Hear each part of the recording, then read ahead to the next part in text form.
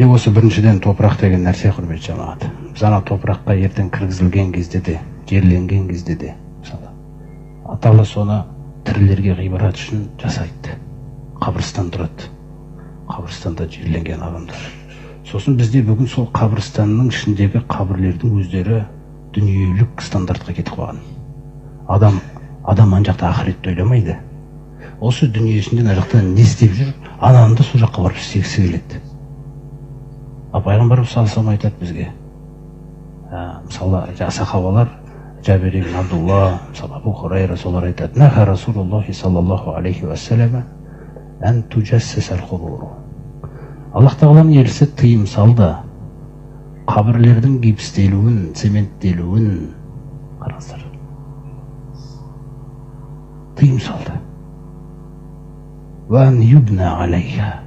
Сондай-ақ ғимарат тұрғызуың дейді уже. Кірпіштерде бірдеңкелерді қалауларың. Ван юктаба алейха. Сондай-ақ неше түрлі сызбаларды сызып жазуларың. Ау юзада алейхи. Қабірдің өзінің ішіндегі топырағынан, қабірдің бетіндегі топырақтың ішінен шыққан топырақтан асуына тыйым салды дейді. Сондықтан имам Абу Ханифаның өзі бізде мысалы қандай нәрсені айтып отыр. Қабір көтеріледі, қабірдің беті көтеріледі. Қабір екені біліну үшін және аяқтың астына басылмауы үшін мақсаты. Сонда Мұхаммад шәкірт айтады, мысалы, рахимахумулла, Алла тағала екеуіне рахмында бөлесін. Имам Абу Ханифаның осы көзқарасында біз осы көзқарасын ұстаймыз дейді. Қабір өзінің ішінен шыққан топырақтан артық үйілмеуі. Екіншіден, қабірдің гипстелмеуі, цементтелмеуі, неше түрлі жанды балшықтардан қалап бір нәрселерді көтермеуі, бір мешіт іспеттес нәрсеге айналып кетпеуі. Қараңыз. Сондай-ақ неше түрлі жазулардың жазылып кетуі ана жаққа. Кейбіреуімізде Құранның аяттары дейін кетіп жатыр.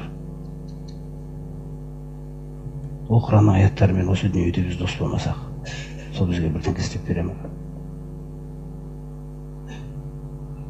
Өзің оның ниетіңде болмаса ол. Сондай артық нәрселер да барлығы жарамсыз, ұнатпаймыз бұл нәрселерді деген.